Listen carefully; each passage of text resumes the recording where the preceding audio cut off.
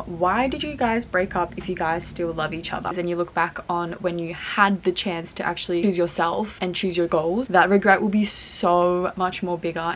Hello guys, today I'm gonna do like a little sit down video. I've literally never done one of these, but I've wanted to do one for a really long time because I really wanted to touch on the topic of my breakup, how I got over it, just kind of answer some of your questions that you've given me, because I posted a TikTok and a lot of you guys actually reached out to me over on my Instagram DMs. I don't really have the tendency to go through my DMs frequently, because one time I just got a really messed up DM. Like, that's a story for a whole nother time, but ever since that I got that DM, I've just been a bit like scared of like going through my DMs. But I have got some on my phone. Hopefully it does apply to more than one of you guys. Honestly, if this video helps one person, I will be so happy. So back in September, I moved from Australia to Tokyo. I was with my ex-partner of about 2 years, and we basically lived together for 1 whole year, and genuinely, like, that relationship was the healthiest relationship I have ever experienced in my life. I've experienced both ends of the spectrum, like a very toxic, unhealthy relationship, and my most recent relationship with my ex, it was a really good relationship. I genuinely wish him nothing but love and the best. And yeah, basically we broke up last year when I moved to Tokyo. To say it's been a journey is an understatement. I didn't realize how much harder it is to get over a partner when things end on a very healthy note, especially when there is so much love for the other person still. I think that really is so much harder than a toxic breakup where you have a reason to kind of move on and kind of almost have like anger towards your ex-partner to just move on. I didn't have that at all with my most recent breakup, so it was really hard. Anyways, I'm going to go into some of the DMs and the scenario questions that I have received, and I'm going to kind of talk about them, kind of give my advice, and I just really hope it does kind of help. I'm in the same position as you before you moved to Japan. All of those mixed feelings, feeling lost, discouraged, with no purpose, etc. I decided to try to reach out to you and ask for advice because I followed your breakup situation with your last boyfriend, and I'm going through the same thing right now. I decided to end it because I want to move abroad and he was not into this plan. So I'm ending a lifetime 10-year relationship. How did it go for you? I know you didn't talk much about it on TikTok, but I'm just seeking for help. I'm feeling so destroyed emotionally. I see your videos of your new life and it encourages me to keep moving forward, but it's the fear that it's consuming me, the fear of regretting later ending things with him. First of all, I want to give you the biggest virtual hug, because it is so hard to have the realization, to have that realization that a relationship is not to say it's holding you back, but when the love of your life and a relationship that you're so happy and content does not align with the person that you want to become and the goals that you want to achieve, whether that's living abroad, doing an exchange overseas, those two things don't align, it is genuinely the hardest thing ever to pull yourself out of that situation and choose yourself and do what's best for you. So first of all, I want to give you the biggest hug and tell you that you are choosing yourself, and that's honestly one of the bravest things anyone can do.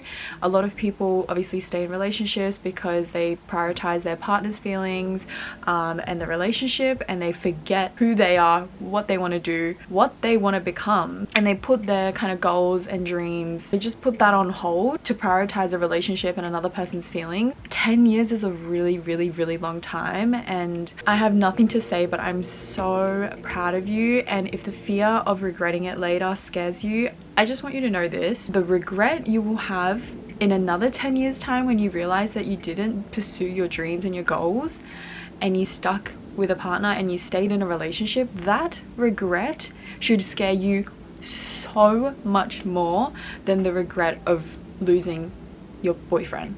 I understand that not everybody you meet, like romantically, is going to be amazing and perfect and the way your partner treated you, but if you were to choose the relationship and you chose your partner over yourself and what you really want in this life, when you enter a time of your life where you start taking on more responsibilities, whether that's like a career or children, marriage, when you take on more responsibilities, you can't be doing that when you literally have a baby about to be born or you already have kids. These are the kind of things that you can only experience when you don't have a lot of responsibilities yet. And the regret that you're going to feel at the end when you realize that you never pursued your dreams and you never listened to that voice in your head to do what you really wanted to do, that regret should scare you so much more than the regret that you think you might experience shortly after the breakup. Time is money. We're not growing younger as the years come by. We're literally aging more, taking on more responsibilities as we get older. I just want to reassure you that the fear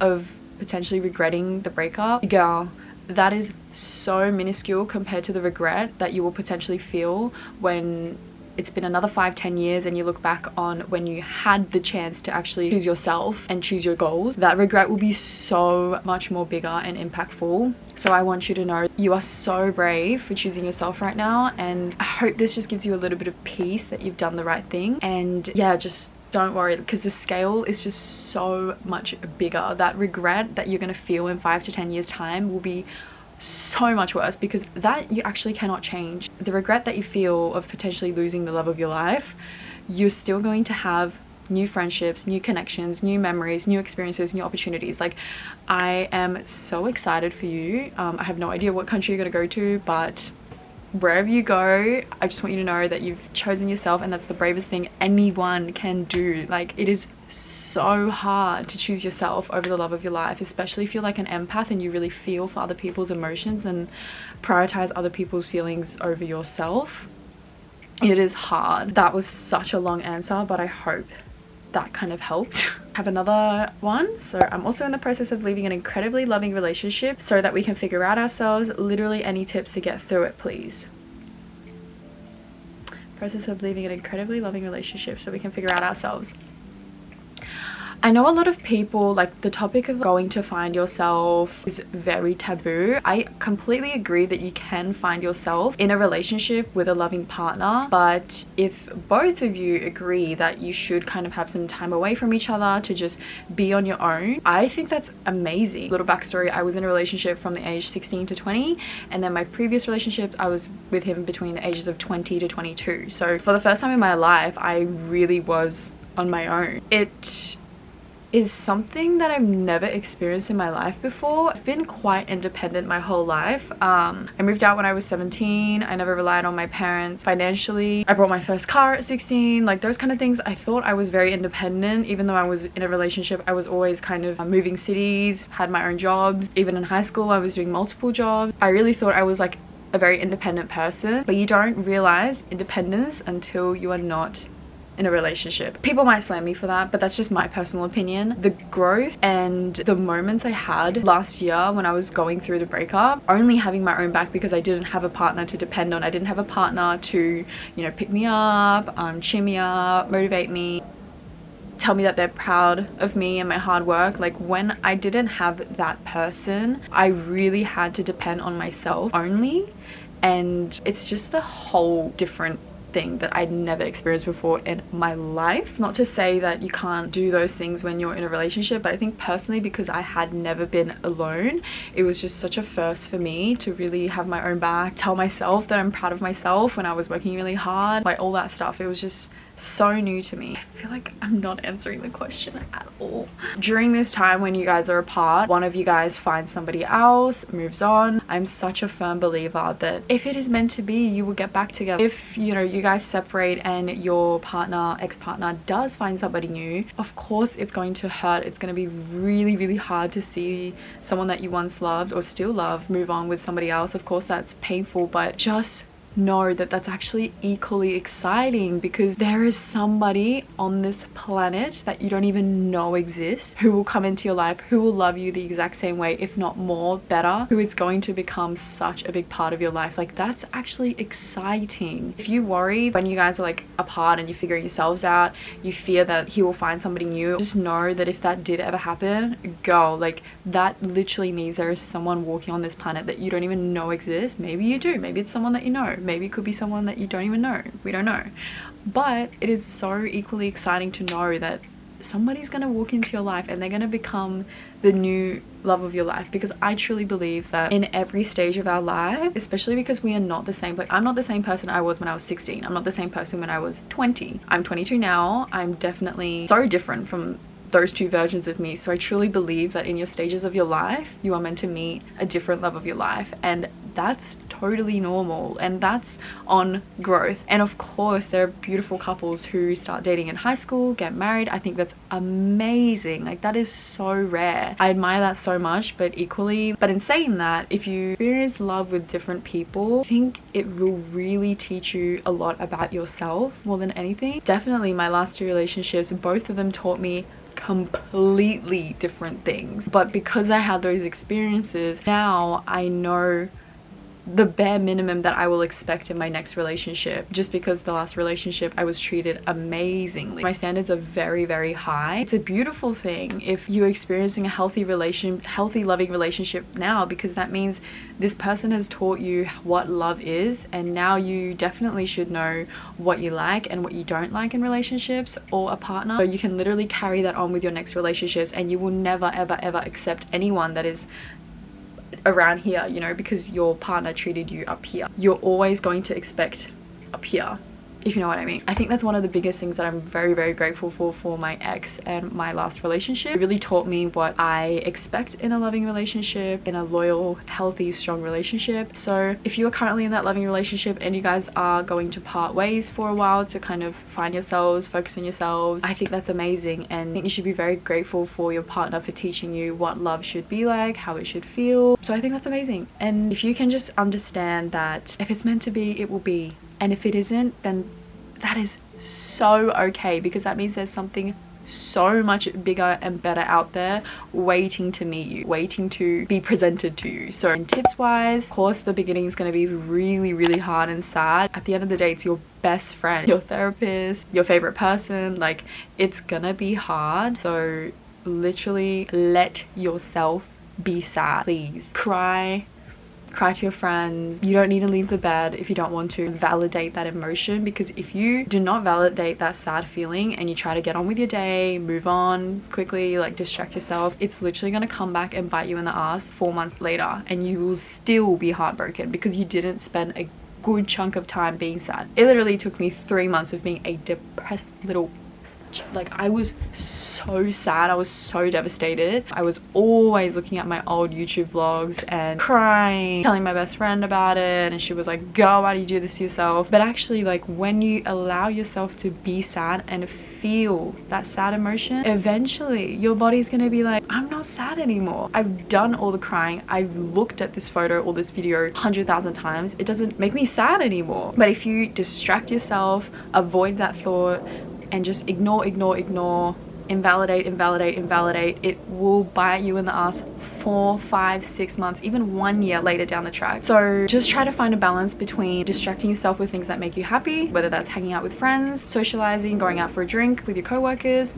Try to find a balance between doing those things because they make you happy, not doing it because they're distracting you and you're avoiding that sad emotion. Try to be sad, but also find a good balance between being sad and doing things that make you happy. You don't want to be in bed over a man's all day, period. This is a really common question that I used to get. Why did you guys break up if you guys still love each other? Well, one thing I realized, and I'm sure there are people that would like to argue with what I'm about to say, but I truly believe that in life, when it comes to relationships and partners, love is not enough. Personally, I believe that there is so many more facets to a long-lasting relationship, and love is not enough. You have to have patience, understanding, compromise. The stages of your life have to align. Things that you prioritize at that time you're in a relationship with that person one-on-one have to align. There are so many more components to a long-lasting relationship that I feel are just as important as love. And unfortunately, in our case, love was not enough. Like, of course I loved him, he loved me, but we were just at completely different stages of our lives. At the time, I was prioritizing travel,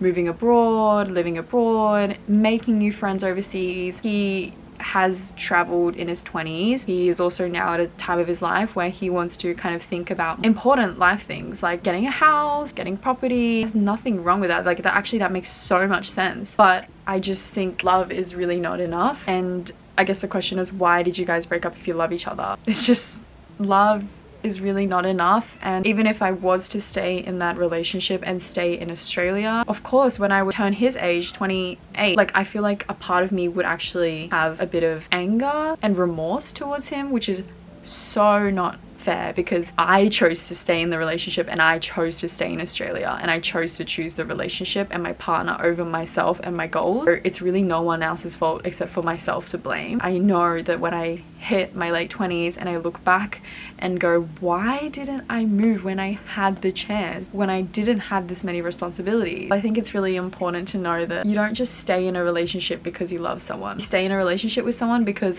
all of those facets make sense. When me and my ex first met, everything made sense for us to be together, but I guess over the course of 2 years, like elements of the relationship just started to change. I started wanting to live in Japan. That desire and that crave grew stronger and stronger. I also want to travel. I want to see the world. I want to make friends all around the world. And yeah, those are just priorities and things that just stopped kind of aligning with each other. Yeah, I guess answer is short. Why did you guys break up if you still love each other? Love is not enough, in my personal opinion. Hey Saki, I love your videos so much and I'm so happy to see that you've settled into your life in Tokyo. I wanted to ask how you managed to heal from the breakup you had with your ex-boyfriend. What helped you get through it, and how do I stop myself from messaging him and restarting the loop? First of all, don't message him. That's my biggest advice that I want to get off straight off the bat. Talking and messaging and keeping in contact literally just prolongs the healing process. Like if you see your phone light up and you see that name and you engage in a conversation, you're not actually letting your body is physically looking at a text and replying. There's like a clash between your body and what your mind is telling your body. Your body doesn't understand what the fuck is going on. You're telling yourself you're not with this person anymore, broken up, you need to move on. Yeah, there's just a clash and your body can't keep up with that. If you're telling yourself that, then you need to actually act it in order to be able to move on. So yeah, if you're telling yourself one thing and then doing another thing through actions, then it's just going to extend the heartache and the breakup. So first of all, please do not message. It was so hard, it really was, but it was probably the best thing for us at the time, because it was just too much emotion, too much love, too much grief. Definitely good friends, not friends that you just go out drinking with and then you don't talk the next day because you're hungover. Like, surround yourself with good friends who want to help you. I owe my friends everything. Like, they were so amazing. I was also super busy. Keeping busy definitely does help. Like, I know everyone says that, but it's the moments where you're just in bed doing nothing on a weekend or a weeknight where you just, I'm bored, I want comfort, I want familiarity. That's when you're gonna think about them. That's when you're going to message them. So just pick up a new hobby if you don't have like another side thing to focus on. Pick up a hobby, pick up a sport, really pour into your friendships that you maybe neglected a little bit or just haven't really focused that much on recently. Yeah, I'd say, and also be sad. Take some time to be sad. It's going to linger for months and months and months, even years, if you don't actually sit with that feeling and let yourself be sad. Battery's flashing. I've been speaking for 30 minutes, so I'm going to go, but I can definitely talk about this more because I feel like there's so much I can still talk about, and I actually have to go to a dinner now. But wherever you are in the world, if you're watching this and you are grieving a relationship, going through a breakup, I'm giving you the biggest hug. I'm so proud of you, and time will heal everything. I love you so much, and thank you so much for the love as always, and I will see you in my next one.